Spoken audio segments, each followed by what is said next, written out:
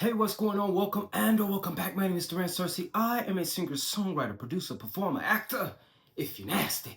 And welcome to the house of the unofficial and sometimes, as you will see here, the unprofessional fragrance and skincare guru. Baby, after you've watched this video 50 million periodically times, please subscribe if you haven't subscribed. Go on and subscribe right now. Now, see, I ain't even gonna know who you are because I don't know how to check to see who's subscribed. So if you want to be anonymous, just please subscribe and know that I won't know if you're just trying to keep yourself anonymous. Then after you've done that, go on and like the video, leave a comment, tell me how cute my merch right here looks. Shout out to everybody who's been supporting it. And then after that, you can go down to the description box. There is a link to all my music, proof that I am a singer, songwriter, producer, performer, baby. Now, I had just come back from what was supposed to be an event. This video is not going to be about fragrances like that. As you see by the title, I can already determine before. I don't even know what the title gonna be, but I'm just gonna tell you right now that I am probably gonna have a little mini meltdown slash crash out right here. Anyways, so yeah, I was going to an event, and I made it to the event, but I didn't make it to the event. I didn't make it into the event. Now, the event was in Dallas. I live in Fort Worth. If you don't know, that's about 45-minute drive. And with the traffic, it was over an hour.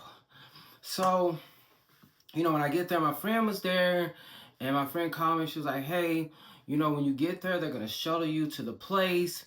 And then, boom, bang, boom. I was like, okay, cool. So I get there and I was like, friend, I'm here.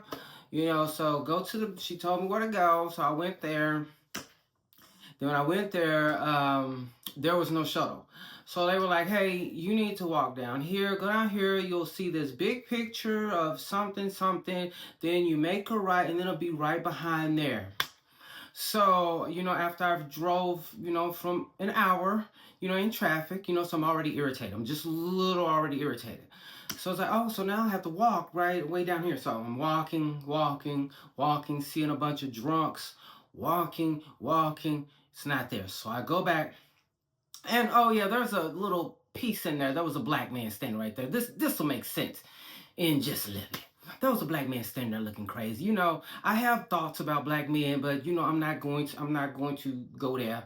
But I mean, I will. This is my channel. You know that black men are really the biggest disappointment to me. I mean, I've said it before, and it's not a self-hatred thing. It could be, but I have my reasons. I feel, because all of my disappointments most of them have been due to, a black man. But anyways, yeah, black men picked on me. I've seen black men beat on women when I was growing up. Oh, I can give you the stories. It ain't no self-hatred. So I went walking, I'm already, okay, I'm walking. So I'm like, okay, this is not right. So I walk back to the place, and I'm like, hey, excuse me, I don't think, the black guy's still there. And I was like, I don't think you're telling me, well, just give me the number. Just give me the number, because there are numbers on the buildings. I was like, just give me the number, and I will find the number, because all this, go here, go there, go there. I can't take it. I was getting pissed. So she was like, and then she pulled out a map. She's like, you go here, then you go here. And I was thinking to myself, I was just like, my friend said she was shuttled down here. Like, what? Why are y'all making me walk down here? And she was like, well, I don't know. This is what she's giving me. And, whew. And so I went walking again. Walking. I'm texting my friend. I'm like, friend, I don't know if I could do this because, I'm getting irritated and, it's too much going on in my life right now. And so this is kind of throwing me off and it's, I'm getting pissed and my energy's off. So this ain't going to be good. So I called my friend after because I texted my friend didn't answer. My friend was like, hey, what's going on? I'm like, well, they keep sending me this places, so I'm just walking around, and walking. And so she's like, I'll come and, walk and find you. I was like, no, don't even do that. Just don't bother. It's all good. So I went back to the hotel place, the little desktop or whatever. And, I was going to go back in, but then I was like, no, let me just go home. I'll tell my friend, I was like, "Fool, I'm just gonna go home because this is just too much for me." And so when I'm leaving, I see the said black man that's standing there, and of course there are two beautiful women right there. And so when I'm walking off, he comes over and he's like, he looks over my way and he's like, "Hey, do you want me to shuttle you down here?" "Shuttle me where?" He was like, "I'll shuttle you to the event." So you were standing here at this table and you didn't offer when I was like, "Nope, never mind. Have a great day." I was so livid. Live it. Live it. I'm still livid at this point. All to say, I'm not going to no more events. I'm not doing any, I don't care who, brand, whatever. I'm not going to no more events. Unless there's a dollar incentive for me, I ain't going to no events because I don't want to deal with people bullshit right now. I don't want to deal with it. Anyway, so yeah, I'm a little that irritated me, and it's like so typical when it's like, oh, I see women over here, I'm gonna help them, and now let me help you, even though you were standing at the table the two times I done came in here and asked for help. But now you want to act like you want to help me. Now there's two women here that you're all in their face with your missing teeth, you little bastard. So I was like, oh, black men just steadily. They just I don't understand. And just to give it like some, just to kind of give you like a backstory. Um, and this is no shade to nobody. And if it is shade, oh well, take it however you want to. I don't give a damn. Um, so just to tell my backstory, when I was born, my father didn't think I was his. So when I was born, my granny told me the story that, when my mom was having me, my dad and my granny on his mom, and all of them came to the office, the hospital, whatever, and they were acting a fool, calling all kinds of whores. And so my granny on her mother said she had to go over there and gather them, but this was before she was saved or whatever. So listen to that disappointment, a black man disappointment. And then love father, but I can just be honest about it, and whatever it is. My father wasn't shit, and I loved my father, and I realized that my father was someone that I wanted to love me, and I have realized throughout my relationships they have mirrored that relationship that I had with my father. I was chasing my father to love me, and in reality, I don't know how he felt, but I felt like while he was alive, he didn't like me. He didn't love me. So, but I was determined in my own way. But everybody has their own story, even though they didn't live my life. They will tell, well, you should have, he should have, here. I don't care. I said what I said. That's the truth. Disappointment. Growing up, I saw men beat on women. Disappointment. When I was growing up, getting picked on. Only black boys. Black boy. Black, black, black, black, black.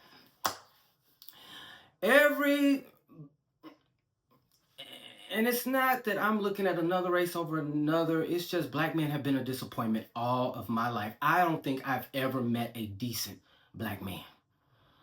I don't think I have ever. They may have been nice to me, cool with me, but I don't think I've ever met, personally, a decent black man. Anyways, that's just my thing. I'm irritated, so I'm probably not even gonna post this, but probably will because I don't give a damn. So I feel like I am having a crash out. Now, I've said on a video before that my therapist, I said my doctor, but my therapist wants me to be on antidepressants because I am a caregiver. I'm the youngest of three. I'm a caregiver of my mother who has vascular dementia. Now, I am blessed in the fact that she is mobile, but it is a struggle for me every day. Now, the struggle being, dealing with her situation, and also the fact that I had to sacrifice my HR career because I was working for the state of Texas for 4 and so years. Then I got offered a position with the city of Grand Prairie, and then I was taking that position. Then my mother started leaving and disappearing and all this other stuff, and I had to quit my job. So I've been doing contractor positions here that I really don't want to do, but mostly I've been focused on trying to get care for my mother. And also, so that means I have no personal life. I am doing all of this by myself. freaking self. And in doing this by my freaking self, that's why I say this is Crash Out, because I feel like I am hanging on by a thread every single day. And take this however you want. I told my therapist I will not have another 2024. If that means I have to see y'all later, and how long to the other side, at least I know them that I tried. Baby, I will be out of here. However that, whatever that means, if I have to pum my own, I will do that. But I'm not having a 2024 again. And so with this whole thing being thrust upon me, I feel like nobody understands what I have to deal with, other than maybe two of my closest friends. That's it. Nobody knows the extent of how overwhelmed I am. Nobody knows the extent of how lonely I feel. Nobody understands the extent of how much it is so hard for me to even wake up some days because I'm tired, but I can't, because I have to take care of another human being, whether I'm sick, whether I'm sad, whether I'm mad, and I have nothing to show for it. Hence why I am so into fragrances. That's my only soft spot. I struggle with this. I struggle to even like my own family. And that's on my dad's side, and that's on my mama's side.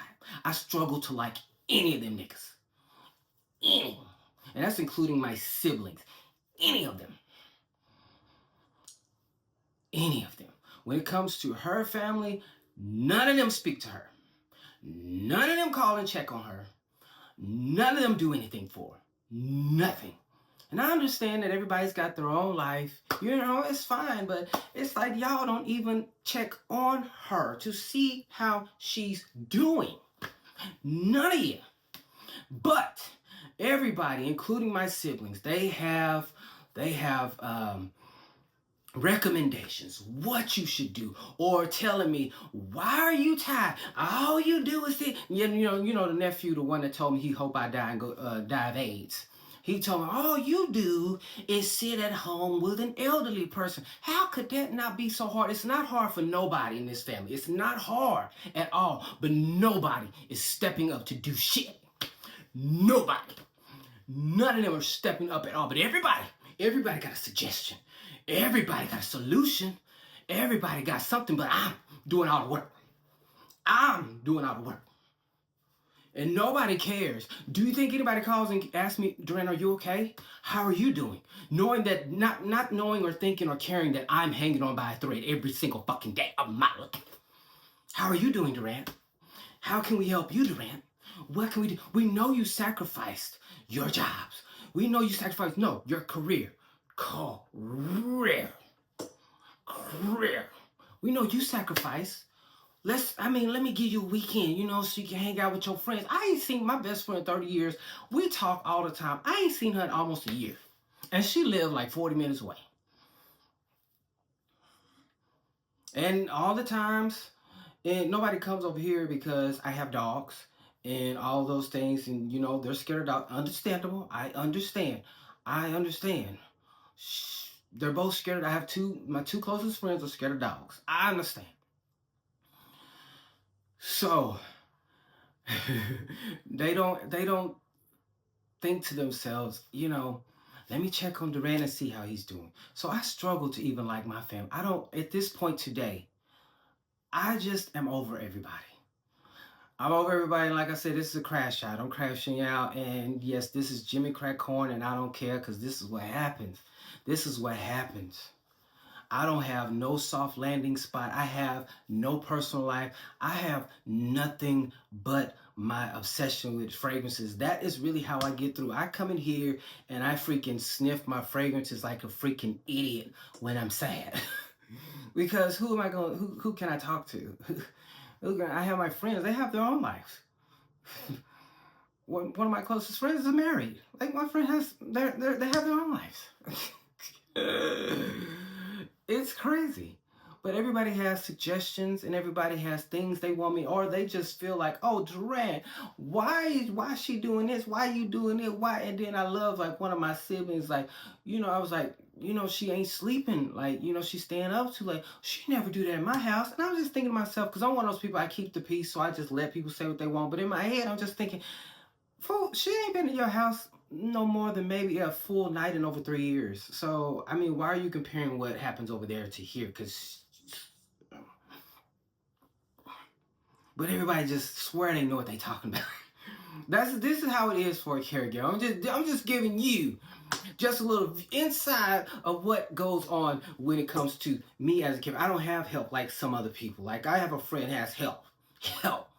And that's great. I love that for her. She can go to parties and date and do it all because she has help. I don't have help.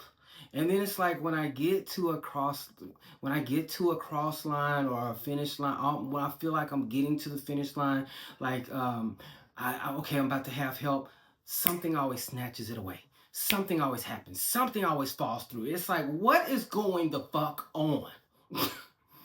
Something always falls the fuck apart at the last freaking hour. And it's like, maybe I am meant to be here to be freaking miserable. And so me and my therapist, we fight all the time. Not fight, but I'm just kind of blocking, because like I don't need antidepressants. I need help. I need assistance. And then I get upset, and I ain't trying to be funny. I don't think neither one of my parents like me.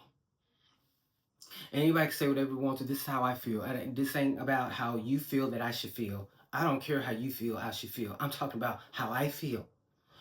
I don't think my parents like me. And so I do have days when I'm triggered and I'm upset at her. Because I feel like if I were in this situation, if the situation were reversed, would she have done the same thing for me? Because I don't think she would have. I don't know. Because I mean, when I was younger, she did, kick me out the house. I didn't have a place to stay, so I ended up in a duplex that had no water, no electricity. So, I don't know. I am definitely crashing out. I am crashing out. I feel alone. I feel misunderstood. I even had friends that were, and that's another thing. And I'm just getting very iffy about people in my life too. People just period. Like I thought I had a friend for so long. I don't know if I said it or not. That fool sent me a cease and desist. As if I have talked anything about that person ever in my life. And you can continue, because I know you're watching. Hey, Mom. Hi. Because I know you're watching. You can continue watching. You can continue. You might want to go ahead and do whatever you got to do, because what was said about my mother in a public chat was unacceptable. So you want to talk about defamation? Let's talk about it. Because we have proof in writing. Your defamation. We have proof.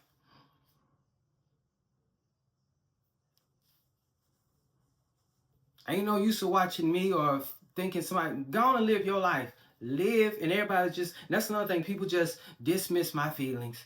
Like, Duran, just let it go. These are my feelings. These are my feelings. Why are you telling me to let it go? These are my feelings. It ain't just easy as just simply let it go, let it go. So, given the fact that somebody I thought was friends with me that long to do something like this, I don't know if I could trust anybody. So I'm just very much kind of guarded towards everybody right now, because I don't know what's going on. I just feel like everything and everybody's against me right now, and I don't know what the fuck is going on.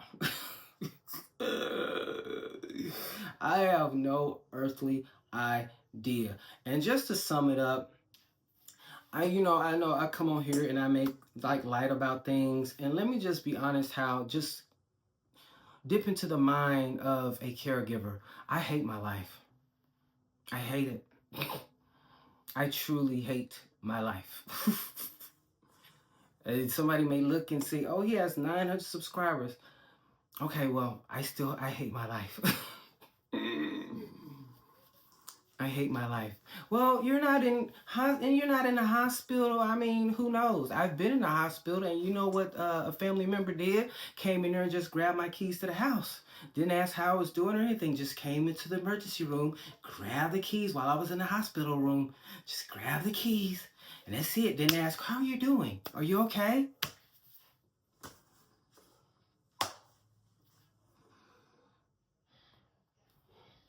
It's crazy.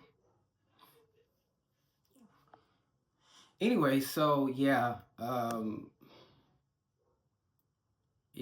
it's just a bad day. That's probably all that is. I don't know. But everybody, well, my close friends are always saying you gotta confront people and tell them how you feel. And I just don't think there's a point of telling anybody, especially when it comes to family, how I feel, because they're gonna do what they want to do. And if I say the real situation, they all would want to fight me because they just can't handle the truth. They can't handle the truth. But I have to handle everybody's judgment. I have to handle everybody's critiques. I have to handle everybody's suggestions, but I get no help. It's crazy.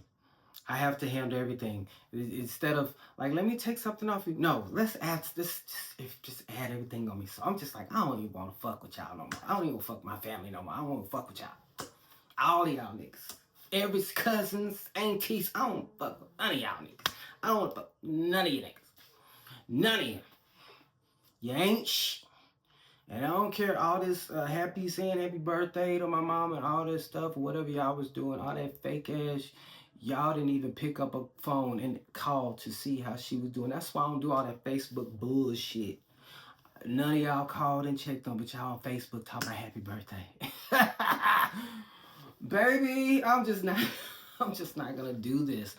I hate this so freaking bad. In a perfect world, I would have my life together. I would have some good money. We'd get away and not even speak to none of you bitches. But anyways, I don't know what the point of this was, so I'm sorry if, I made somebody feel a type of way. And it's really honestly not self-hatred when it comes to black men. I have been disappointed for too long, and I'm just like side-eyeing all straight and gay. Black men are just, I don't know what's going on. I just don't know what's going on. I just don't know. Every time I see one, I freeze up because I'm just like, I don't know how to feel about y'all. I just don't know how to feel about y'all. It's just, it ain't to say that I feel comfortable around anybody else. I just know it's been racism, all that type of stuff. But when I tell you, I ain't been treated worse by nobody but I've been treated the worst by my own black men. I've been treated the worst in my 43 years by my own black men. Man, it's been racist women that done did stuff to me at the job and all that. They done accused me, done all this, but nobody has done me worse than black men. Nobody. Nobody. So if somebody want to say, it's self-hate, you got to love yourself. No, I love myself. No, I need to know what's going on with y'all. I need to know what's going on with y'all. What's going on with y'all? So anyways, hopefully I'm back to my jovial self one day. I'm just not here for this. I'm just not here for it. And whatever come what may. Whatever. See you.